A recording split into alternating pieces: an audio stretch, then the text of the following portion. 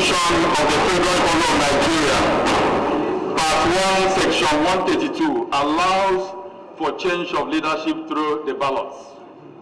Further away that the Constitution allows for a 4-year tenure of the President of the Federal Republic of Nigeria after each election cycle. Note that interim government is undemocratic, unconstitutional, and unknown to our laws, as a court of competent jurisdiction had in time past so declared. Further note that on Wednesday, March 29, 2023, the State Security Service issued a warning on some individuals who are allegedly plotting to install an interim government in Nigeria, worried that if the plots are allowed to see the light of the day, it will result in anarchy, with a price many generations after us will continue to pay for. Away further, that the judiciary is the only institution empowered by law to adjudicate over post-election matters. Concerned that some politicians have made comments that indicate their grievance over the last election, saddened that if this development is left unchecked, we might be sliding into irredeemable anarchy. The House resolved to condemn in strong terms the call for an interim government, urge the security agencies to be on alert to forestall the possible breakdown of law and order. 3, warn aggrieved parties to desist from hitting the polity and believe in the rule of law while waiting the outcome of litigations before the court of law. Mr. Speaker, distinguished colleagues, I so move. Colleagues, I think this matter is a very straightforward one. This issue has been speculating around the country for some time now, that our democracy is a young one. At this point, I think it is our duty to do everything within our strength to support the current democracy that we are enjoying, to strive and then stay. I mean, the people that are making this call, I see them as the enemies of this country. These people don't have the interest of this country, and I believe their heart is unpatriotic. So that's why I want to beckon on my colleagues this morning that they should join voices with all the bodies, all the well-meaning Nigerians that have condemned this call, so that as the House of the Common People, which will represent the interests of the common people, I think we have the duty to also condemn it. And then also advise the people that are aggrieved to wait for the outcome of the litigation before the courts. They can't take laws into their hands. The matter is already before the courts. I think the outcome of the matter before the court will resolve the whole issue. Mr. Speaker, I call on my colleagues to support it, and I so submit. Thank you very much. Obedient. Against say nay. That's a bit.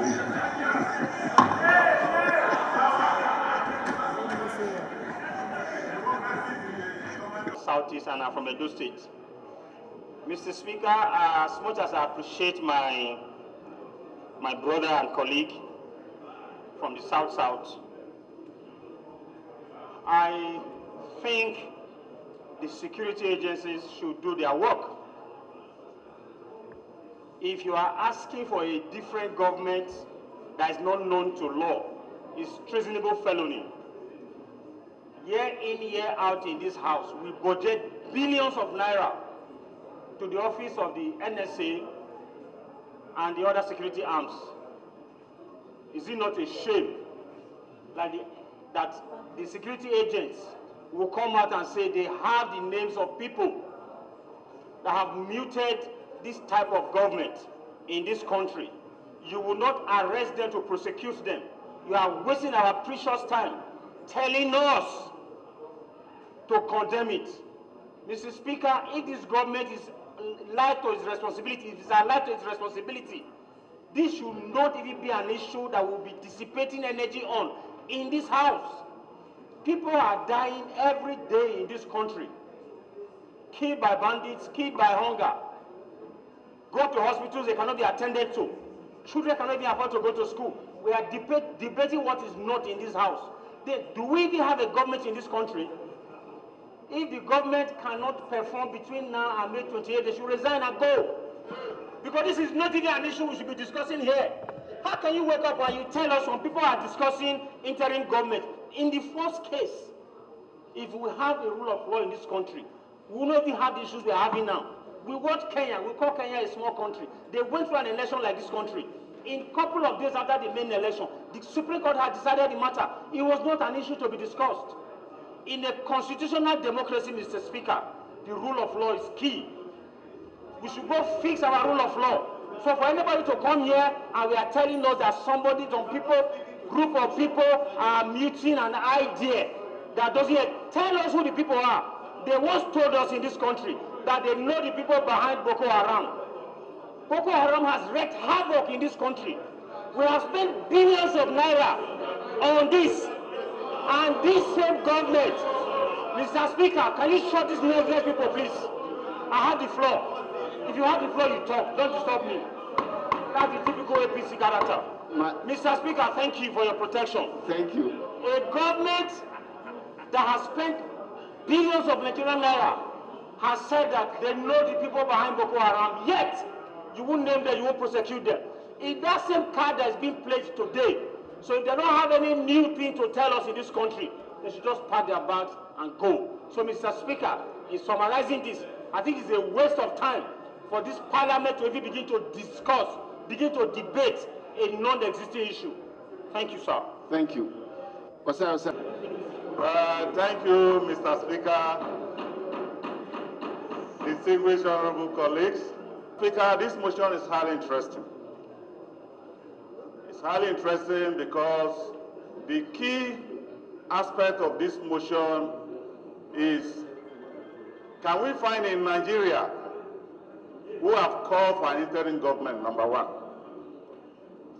Two, Mr. Speaker, if we have found such a person, I liken this matter to what is happening in New York as of today. Why do I say so? It took the New York police almost 20 years to be able to discover that there's discrepancies in the activity of the former president of USA. Mr. Speaker, I'm aware that since after the election, those who agreed have taken a constitutional line of thought by going to court. I'm also aware that the president-elect have also called that he wants to work with everybody and form government of unity. I'm also aware that recently, few weeks ago, the state security services of this country, funded by this parliament, speculated that it's aware that some disgruntled Nigerians were asking for interim government without naming any. The subject of the issue now, does it mean that the state security agencies are speculating? It's strange, very, very strange in the history of this country that the chief of the security agency can speculate without naming them. Mr. Speaker, distinguished honorable colleagues, the question will come about is that what are the ingredients that makes the culture of democracy? Those ingredients that make the culture of democracy is facts, rule of law. And this National Assembly and zero down to House of Rep is the temple of democracy. Can the temple of democracy discuss what is not fact? Can the temple of democracy discuss issues that are not available? The question is, this garment of everything, this motion, is centered on what? Speculation. Can National Assembly dissipate energy on speculative issues or facts? Mr. Speaker, in as much as this National Assembly is the symbol of democracy that brings sanity to democratic government and governance, it is incumbent in us to be known to discuss facts, not to discuss issues that are in the realm. May I please guide? To this point, Mr. Speaker. May I guide the House? To this point, Mr. Speaker. May I guide the House? They will have gone ahead to make arrests, possibly. The next reaction will be that the government in power are trying to suppress and be suppressive. I think it is not out of order to discuss this matter and back the security in their action as to how they will do and carry out their function to stabilize the country. Democracy is sacrosanct to us and we should go for it. Nobody should associate or give any leverage to any person. At least they are aware of some demonstrations along asking for that. I have passed through those demonstrations as you walk from this National Assembly to the fountain of peace. We should not pretend to it. Roadmap to solution. People behind, I don't know. Roadmap to solution, Mr. Thank Speaker. you. Roadmap to solution. Hear such things, we can invite the state security agencies to appear before a committee of the House to get more facts before we can make resolutions. Thank you. Mr. Speaker, distinguished honorable colleagues, it is on this ground, Mr. Speaker, having been in this House for so many years now, acquired experience from various presiding officers and from various great minds, from the contribution of great minds, I hereby, amen, Mr. Speaker. Now it is for debate. Allow. Mr. Speaker, some of us are around when we had similar scenario in 1993. A credible election was conducted, and before you knew it, some characters, some individuals started calling for the annulment of the election. And before you could say Jack Robinson, what happened is now history. So this House is of duty to stand up and align with the democratic forces in this country to safeguard this hard-earned democracy. Mr. Speaker, I was once a student union leader, like the last speaker, my respected elder, Honorable Osai. And he knows the role that the student movement played in ensuring that this democracy we are enjoying today has come to stay. So I am really surprised for someone who is experienced like him to come up and start going against this very important motion, calling for the Nigerian state to rise up against all the anti-democratic forces in this country trying to truncate this democracy at this material time in our history. Mr. Speaker, it is on record. One of the vice presidential candidates was on air asking that the president-elect should not be inaugurated. So if we have this kind of characters in this country calling for the non-inauguration of the validly elected president of this country, I don't know how somebody will come and say that it is mere speculation. It is never a speculation. When the Department of State Security Services came out and gave us a number of advisories, we heeded to those advisories. Anytime the state security will tell us there is problem of security, we take it seriously. Then why are we now questioning that same department that is telling us it has intelligence that some people are mobilizing some anti-democratic forces to truncate this democracy? I think we shouldn't be playing double standard, Mr. Speaker. The Department of State Security is credible and its advisory should be taken as such. And as such, I so much believe in this motion, and I throw my weight behind this motion, and I urge my colleagues to support. Yeah.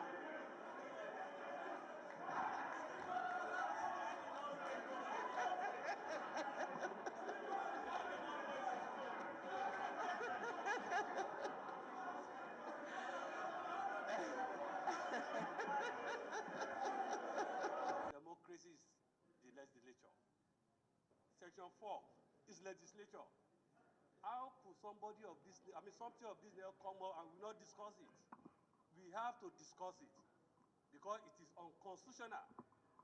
It is very, very satanic and devilish for anybody at all who will have thought that it is important to have an interim government. In 1993, I was involved, you were involved, some of them were not involved. I was an elected person in 1993. And I started from 1980. Up to now, I have not stopped. But now I'm retiring, even though I have not been forced to retire, unlike Honorable Osai, who has been forced to retire. I want to say that, Mr. Speaker, sir, with due respect, I crave the indulgence of this, that all of us, we have to condemn this in totality. This is satanic, it's unconstitutional, it's devilish. That's number one.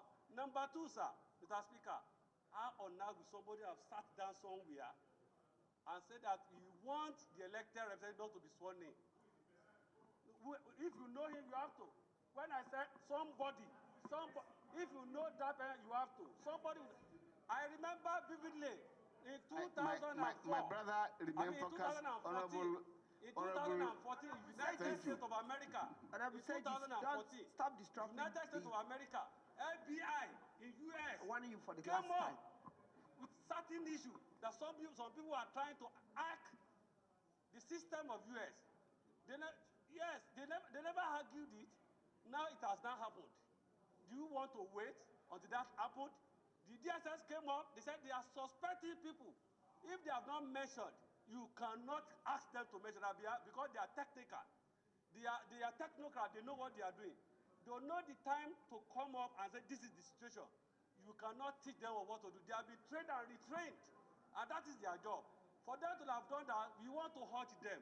They will speed up and let us know those people who are involved, so that they can be punished in accordance with the law and not to force anything. We have to find that one out, Mr. Speaker. For anybody to come out here and say we cannot discuss, I disagree with that. Somebody has said he threw his weight into this. My own weight might be light, but I also added mine to that zone. Thank you, Mr. Speaker. Yes, sir. Federal constituency, and I'm from Lagos State. I rise to support to that 1993 event because many of us were players at that time. And it came up like this, just like a play. We concluded the election, the world acclaimed freest and fairest election. And people started with mooting the idea of interim government. And we thought it was strange to our constitution. But lo and behold, a court order came in the middle of nowhere and scuttled the whole process. Mr. Speaker, honorable colleagues, even before our security agency came up with that report, the first attempt at suggesting this interim was by our erstwhile president, General Olusegun Obasanjo, in the letter he wrote to Mr. President, condemning this free and fair election of 2023, and asking Mr. President to find a way of counseling without going to court. One would have thought that somebody who had had the benefit of mostly unfree, unfair elections will allow for the due process, because election does not start and end with just the announcement of the winner. It ends with the litigation even up to the Supreme Court. And here we are. Since then, one would have expected the security agency to have invited that general to come and explain what he meant. But of course, maybe they are still doing their work. We have funded them well, and we believe in them. In 2014, Mr. Speaker, honorable colleagues, when the FBI reported that the Russians hacked into the election that brought in President Donald Trump, the president and his team vehemently denied, condemned, and removed the headship of FBI. At the end of the day, same thing happened.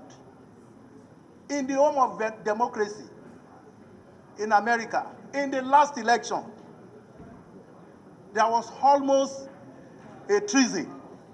The government was almost overthrown when Donald Trump, Mr. Donald Trump, sponsored protesters, as they have been doing here now, to go to the Congress and attack parliamentarians. And that is exactly what we have been witnessing here. People sponsoring protesters to come to the National Assembly, the bastion of democracy, to come and attack members for defending this democracy.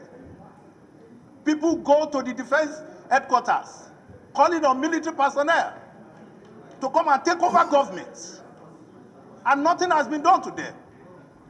Mr. Speaker, honorable colleague, this is one motion that is timely, that we must discuss. It must not even stop here with our resolutions. A commission should be set up to investigate this matter and come to a conclusion. People are somewhere there at the Congress. Threats within the country, irrespective of the scope. That is what you call heads on. That is what you call heads on within the security cycle. And that will waken up the society, will waken up the citizens and the visitors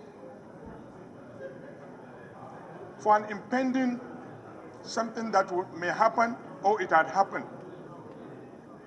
Unfortunately, Mr. Speaker, our Committee on National Security should have been the committee that would have briefed us what is exactly going on in a closed door. But unfortunately, it's not up and doing. We shouldn't have been talking about this matter in an open session because it's a national security issue. But since it has been brought on the floor, it's timely because it affects Nigerians that we represent in this chamber. There's nothing wrong in the SSS giving heads on to citizens. It's normal. Just like the US advisory, that's even the State Department in charge of their diplomatic dealings with the world. They give countries heads on. They give their citizens that are visiting certain countries around the world heads on. Don't go to these countries because there is a possibility of this going on or this is going to take place. So it is normal. We should not criticize it. In fact, we should welcome it and we should think out of the box. Mr. Speaker, in this country, one of the most renowned lawyers in this country was the first person whom his views cannot be washed away, was the first person who muted about this interim government. He's a lawyer of record. He is somebody that you must not push away his words when he speaks in this country. Hold on. So this issue has been going around in different cycles for those that have lost out. Nigerians have the characteristics when they lose out, they want things to be taken back to the melting pot so that everybody will put his spoon and try his luck. This will not happen.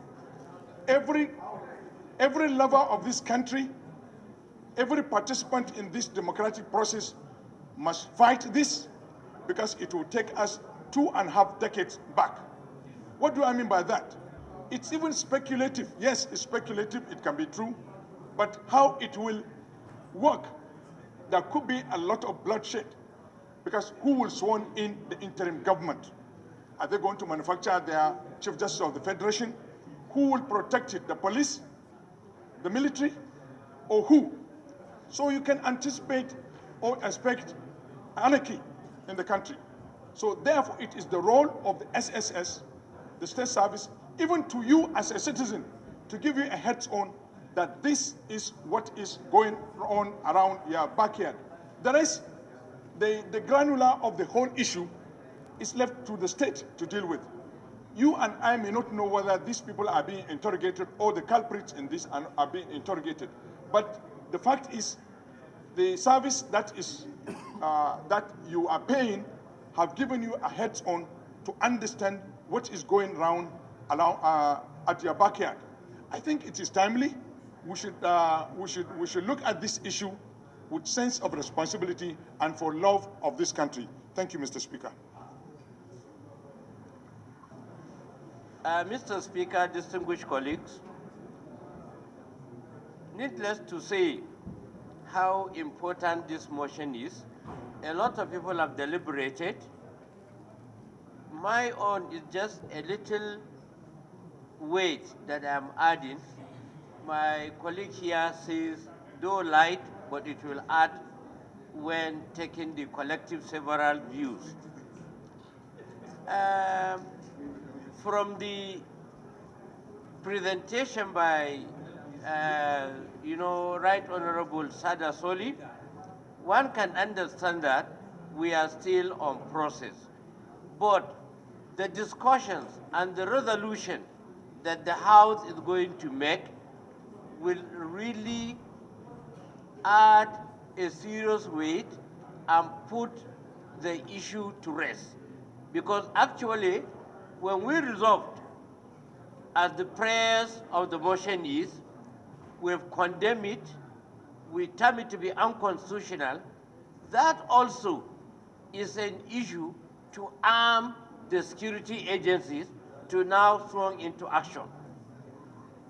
Despite the fact that we cannot now conclude whether it is treasonable or not, but with the resolution that we are making today will enable anybody as a concerned citizen of Nigeria to even approach court of competent jurisdiction to actually make such a declaration.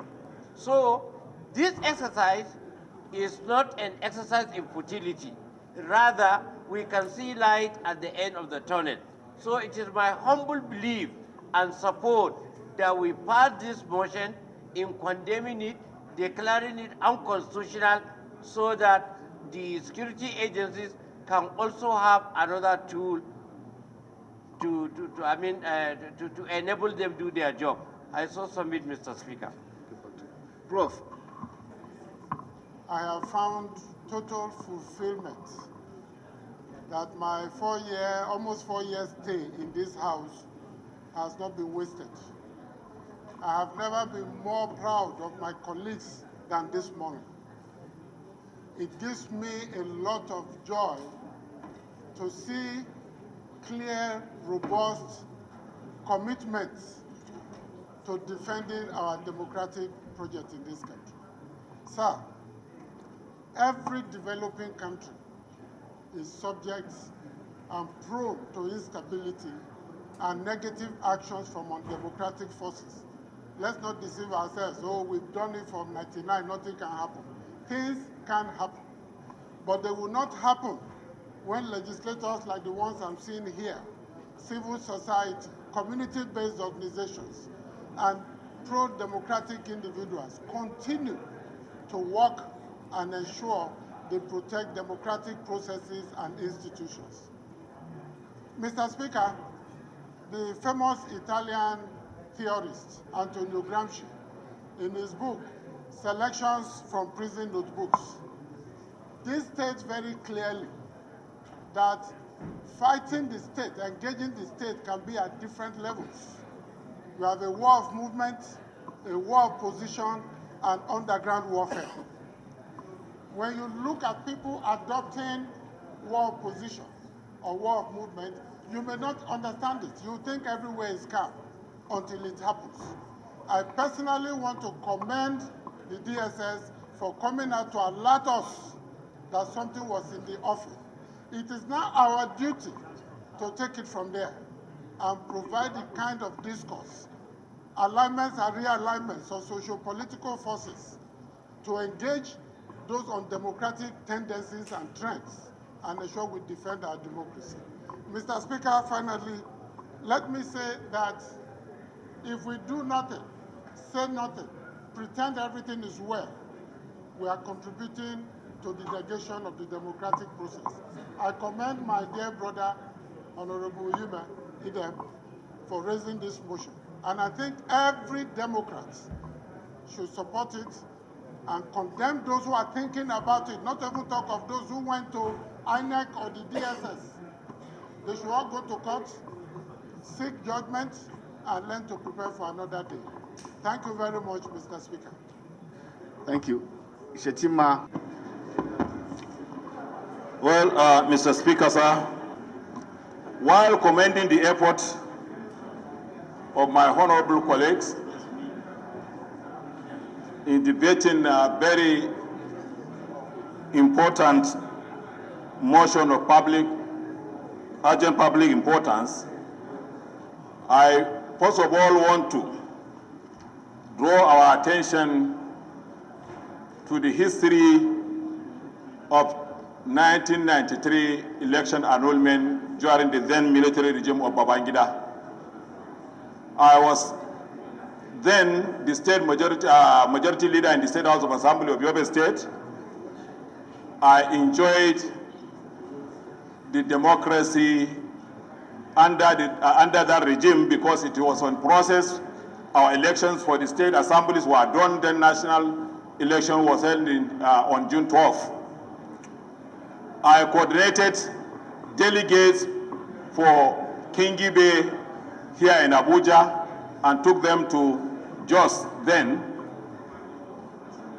What a beautiful democracy then, because it was an institutionalized democracy under the two-party system, I believe. What would really come to mind when that annulment was made, Mr. Speaker, unlike the present one, June 12th was annulled halfway when counting was in process, and they saw Abiola was going to win. That's how those retrogressive forces prevailed on the then military head of state to annul that election. Today, what are we talking? We are talking of election being keenly contested, won, declared, and yet in this hollow chamber, which is the last hope of common men, lack hope of democratic structure, lack hope of democratic temple here, we are contemplating as to the election which has been declared. I think it's a sad event that we are witnessing today. If rumors are being, when the anti-democratic forces are calling for such issues, we must come out boldly to condemn such rumors, what going on in the country, because we are the last people to save democracy in this country. We shouldn't put our greediness, selfish interests, and the one thing I want to draw the attention of some of our colleagues here, Mr. Speaker, is that they shouldn't blame the election for losing their seats. They are entirely different. If you are now retiring, go back. You will not be outside the cycle. You will still be part of the system wherever you are. So we should not blame the election for losing our seats. Elections has been done successfully. We cannot allow those anti-democratic forces to win what they intend to do for this our election. We are the last people to protect that keenly, purely, and pre-election which was conducted? Were there no electorates on the day of the election that people are saying the election was rigged? Why were they rigged? Tell me, why were they rigged?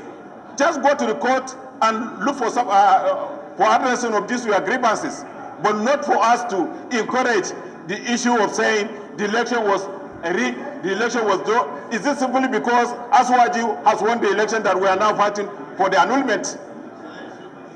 This place must be the last place to pronounce this kind of issue. So I'm calling on our colleagues to legally come out to call for, swearing of our elected president-elect and vice president-elect with our governors come 29th May 2023. So we shouldn't, Mr. Speaker, put some issues which are irrelevant to discuss here. Gone were the days when you are talking within the chamber, it was restricted and it can only come out to the public with the authority of the House. But today, anything you speak here is on the social media. So even your electors will be surprised to see a whole representative contemplating to the election that brought this government in. So that's my position, sir. So I wholly support the motion which says we should condemn in totality. That's called for any interim or whatever government these people are talking. Thank you, sir. Honorable Bob. Selling prices. You do not win all the time. Nigerians must have the appropriate democratic temper in order to be able to succeed in our practice of democracy. This is probably the country in the world where every election is contested. Every election ends in court. Every election is either rigged or stolen. No matter how ill-prepared the candidate was for election, the moment he loses, the accusations all the time are the same. Oh, I've been cheated. I've been rigged out. It was stolen from me.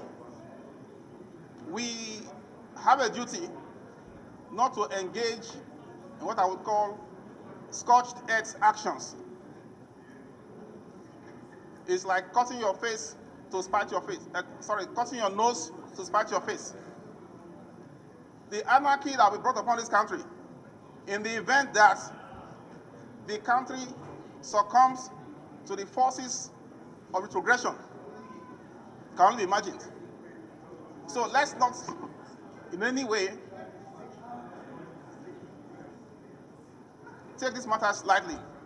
So I fully endorse the comments by my friends, my colleagues, and the mover of the motion.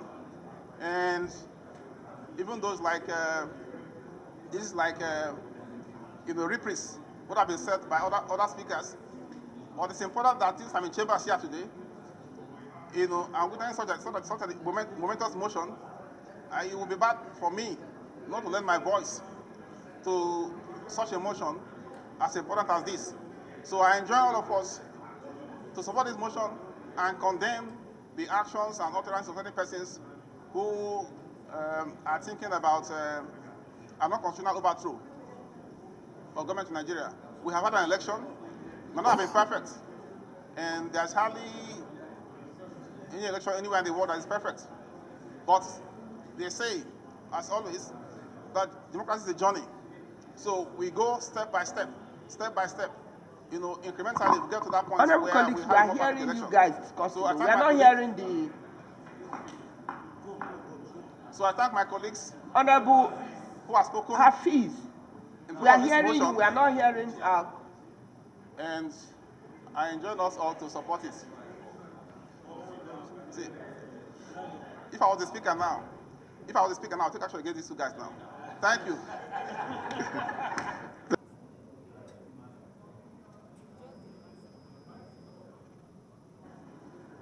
For bringing up this all-important motion at this particular time. I have to adopt what Honorable Sada said, and also to add that as far as I'm concerned, it's very embarrassing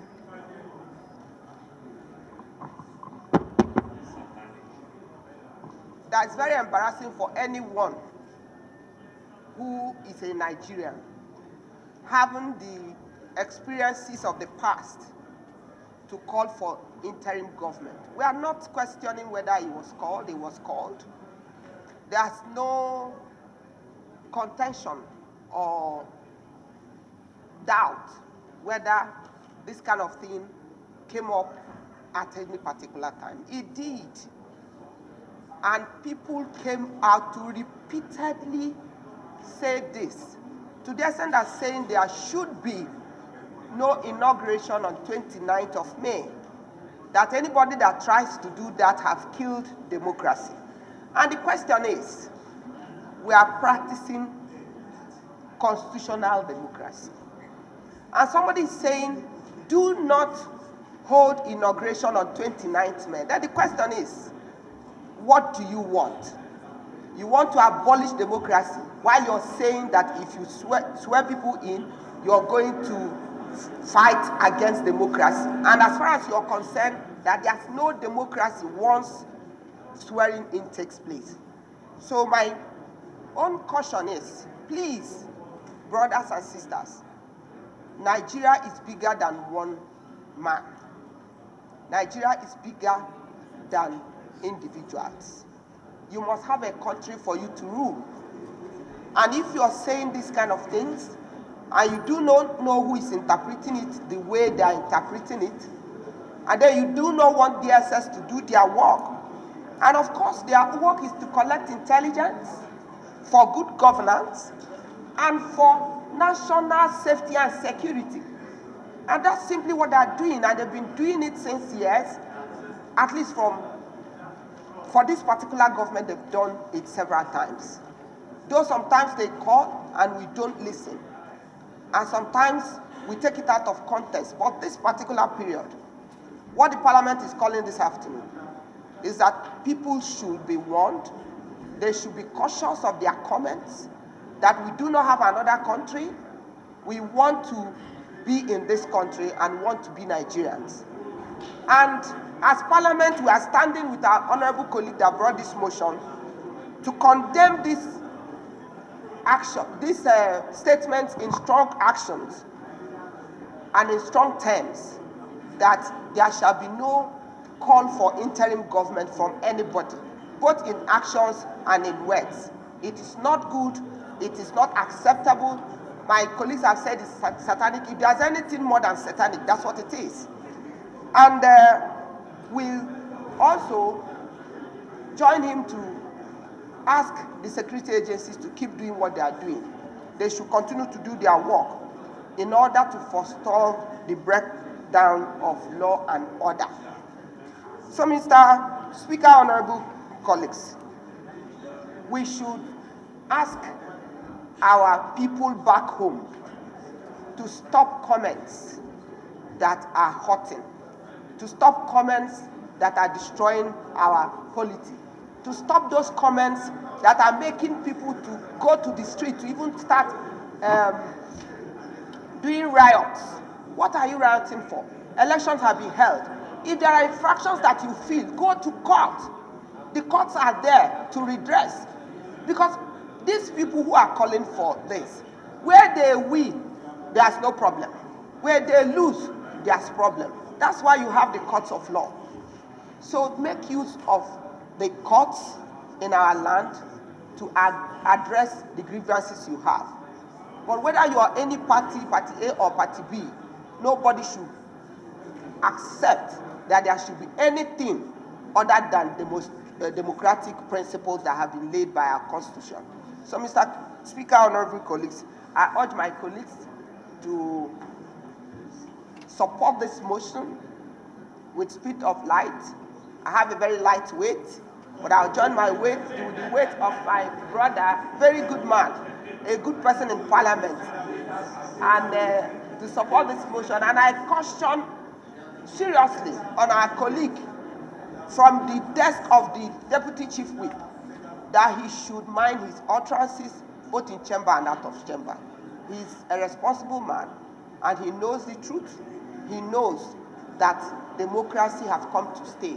Nobody should by error or omission, try to sell things that will destroy this country. And so on this note, I ask that Honorable Segis take his seat and sit in silence.